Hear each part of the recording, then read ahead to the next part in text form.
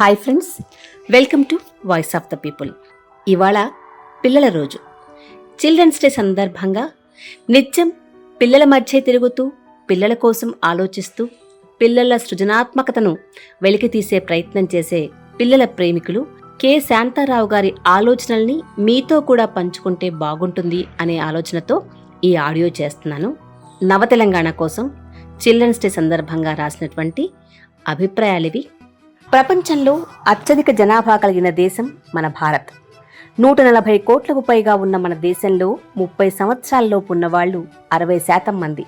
అందుకే మన దేశాన్ని యంగ్ ఇండియా, యువ భారత్ అని అంటున్నారు. అంటే 84 కోట్ల మంది. వారిలో 50% మంది 3 నుండి 18 సంవత్సరాల మధ్య వయసు వాళ్ళు, బడికి వెళ్లే పిల్లలు. అంటే 42 కోట్ల మంది వీళ్ళు.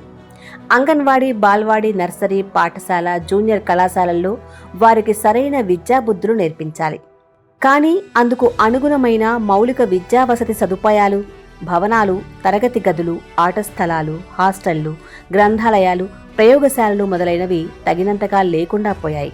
అలానే విద్యార్థుల సంఖ్యకు తగిన స్థాయిలో ఉపాధ్యాయుల సంఖ్య అటు రాశిలోనూ వాసిలోనూ అందుబాటులో లేదు. నాణ్యమైన విద్యకు మన విద్యార్థులు దూరమవుతున్న విషయం అందరూ ఎరిగిందే.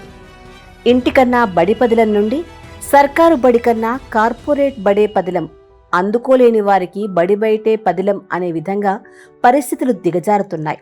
ఫలితంగా ప్రతి 3 పిల్లల్లో ఒకరు బడిబాటకు దూరమవుతున్నారు. యూనిసెఫ్ పేర్కొన్నట్లు బడి బయట ఉన్న బాలలందరూ బాల కార్మికులే. అంటే ఈ 42 కోట్ల మందిలో 3/4 మంది, అంటే దాదాపు 14 కోట్ల మంది బడి ముఖం చూడని లేదా బడి మధ్యలో చదువు ఆపేసిన బాలలే. వీరు బాల కార్మిక వ్యవస్థలో మగ్గుతున్నారు. మరి వీరి భవిష్యత్తుకు, జీవితానికి ఎవరు బాధ్యత వహించాలి? విద్యా హక్కు చట్టం ఏమైంది? ఇవన్నీ మనల్ని వేధిస్తున్న ప్రశ్నలు. బాలలకు చాలా హక్కులు ఉన్నప్పటికీ మనం గుర్తుపెట్టుకోవాల్సినవి ప్రధానంగా 5 హక్కులు. 1 జీవించే హక్కు, 2 రక్షణ పొందే హక్కు, 3 అభివృద్ధి చెందే హక్కు, 4 గుర్తింపు, గౌరవం పొందే హక్కు, 5 భాగస్వామ్యం వహించే హక్కు. జీవించే హక్కును తీసుకుంటే కడుపులో ఉన్నది ఆడ శిశువు అని లెక్కలేనన్ని భ్రూణ హత్యలు మన దేశంలో జరుగుతున్నాయి. చట్టరీత్యా నేరమని తెలిసినా ఈ భ్రూణ హత్యలకు అంతే లేకుండా పోతోంది. పితృస్వామిక భావజాలమే ఇందుకు ప్రధాన కారణం. చాలా మతాలు ఈ భావజాలాన్ని పెంచి పోషిస్తున్నాయి. అలాగే దుర్భర దారిద్ర్యంలో ఉన్న పిల్లలకు రక్షణ పొందే హక్కు లభించదు. సరైన నివాసము ఉండదు, పోషణ ఉండదు. 5 ఏళ్లలోపు బాలలు 40% మంది కనీస పోషక వివరాలేమితో బాధపడుతున్నారని, వయసుకు తగ్గ బరువు, ఎత్తు లేక కునారిల్లుతున్నారని సర్వేలు చెప్తున్నాయి. ఆధునిక యుగంలో వ్యక్తిగత అభివృద్ధికి పర్యాయ పదం చదువు. విలువలతో కూడిన విద్యే నిజమైన విద్య అని అంబేద్కర్ పదే పదే చెప్తాడు. మరి మన విద్యా వ్యవస్థ ఎలాంటి సామాజిక, మానవీయ, శాస్త్రీయ విలువలు బాలలకు అందిస్తుందో మనం గమనించుకోవాలి. ఇదో పెద్ద చర్చనీయాంశం. నూతన జాతీయ విద్యా విధానం అలాంటి విలువలకు పాతరేస్తోందని ఎందరో విద్యావేత్తలు విమర్శిస్తున్నారు.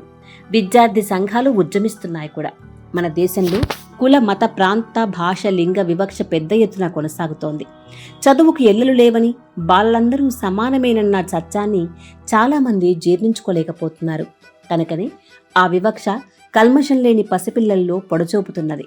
కొందరు బాలల పుట్టుకను దృష్టిలో పెట్టుకుని వారిని నీచంగా చూడడం, హేళన చేయడం, చులకనగా మాట్లాడడం చాలా మామూలైపోయింది. అంటే ఆ బాలలకు సముచిత గుర్తింపు, గౌరవం ఇవ్వడంలో తప్పు జరుగుతోంది. వారి పట్ల చాలా అమర్యాదగా, అన్యాయంగా వ్యవహరించడం పెద్ద నేరం. కాగా ఆ పుట్టుక కారణంగానే వారిని అన్ని కార్యక్రమాల్లో సక్రమంగా పాల్గొననీయకుండా దూరం పెట్టడం కూడా తీవ్ర నేరమే. భాగస్వామ్య హక్కును హరించడమే. ఇవన్నీ బాలల హక్కులు ఉల్లంఘించడం కిందకే వస్తాయి. దాదాపు 3/4 బాల్యం ఈ విధంగా బాధపడుతుంటే మన దేశం ఎలా ముందుకు పోగలదు? ఈ విషాదాన్ని మనం ఎలా నైతికంగా సమర్థించుకోగలం?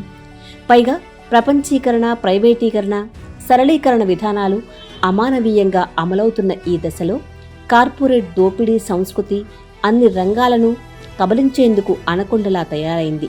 ఉజ్వలంగా ప్రకాశించవలసిన బాల్యం పసితనంలోనే పసివాడిపోతోంది. వ్యక్తిగతంగా పైకి ఎగబాకాలనే ర్యాట్ రేస్ ఒత్తిడిలో విద్యార్థులు బలవన్మరణాల పాలవుతున్నారు. ఇది బాల్యానికి మరో పార్శ్వం. విద్యార్థుల ఆత్మహత్యల్లో తమిళనాడు, మహారాష్ట్ర, మధ్యప్రదేశ్, పశ్చిమ బెంగాల్ రాష్ట్రాలు ముందు వరుసలో ఉన్నాయి. చదువులా చావులా అన్న పతాక శీర్షికలు పత్రికలకు ఎక్కుతున్నాయి. 10th, ఇంటర్, ఎంసెట్ పరీక్షా ఫలితాలతో పాటు ఈ వార్తలు నీడలా వెన్నంటే వస్తున్నాయి. ఈ కార్పొరేట్ విద్యా సంస్కృతికి ఆశపడి ఎంతో మంది బడుగు జీవులు తమ పిల్లల భవిష్యత్ కోసం అప్పుల పాలవుతూ పల్లెలు వదిలి పట్నాలకు వస్తున్నారు. చేతకాని పనులు ఎన్నో చేస్తూ నరకయాతన పడుతున్నారు. ఇంటర్ విద్య ఖర్చు 5 నుండి 10 లక్షల వరకు ఉంటే వారి ఆస్తులు, ఆదాయం హారతి కర్పూరంలా హరించిపోతున్నాయి. దుర్భరమైన ఈ తల్లిదండ్రుల కష్టం కూడా పిల్లలపై అధిక మానసిక ఒత్తిడిని పెంచుతోంది. చదువుకు తగిన ఉద్యోగం రాకపోయినా, చదువు అబ్బకపోయినా కాయకష్టం చేసుకుని నిజాయితీగా హాయిగా బతకవచ్చు అనే ఆత్మస్థైర్యం కొరవడింది.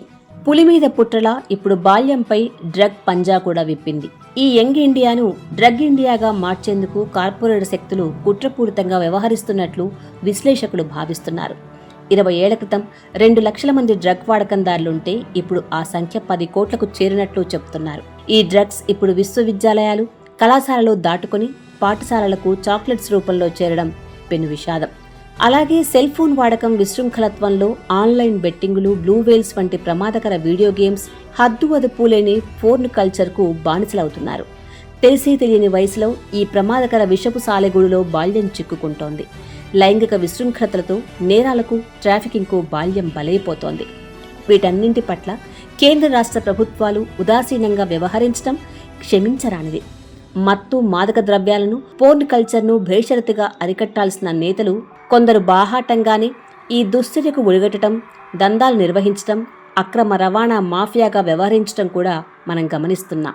కంచే చేను మేస్తున్నట్లుగా పరిస్థితి తయారైంది. వీరిని బాల్య రక్షకులు కాదు, బాల్య భక్షకులు అన్నా తప్పులేదు.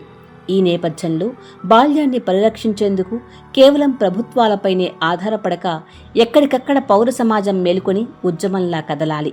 తమ భవిష్యత్తును తామే తీర్చిదిద్దుకునే విధంగా పిల్లలకు శిక్షణనియ్యాలి. కెరీర్ కన్నా క్యారెక్టర్ ముఖ్యమన్న పద్ధతుల్లో విద్యాబోధన సాగాలి. శ్రమను గౌరవించడం, ప్రశ్నించడం నేర్పాలి. మానవులందరూ సమానమేనన్న సమతా ధర్మాన్ని పాటించేలా చేయాలి. బాల్యం భవిష్యత్తులోని దేశ భవిష్యత్ దాగి ఉందన్న సత్యాన్ని తెలుసుకోవాలి. అలాంటి శాస్త్రీయ విద్యకు బాటలు పరిచినప్పుడే మన దేశానికి పురోగతి ఉంటుంది.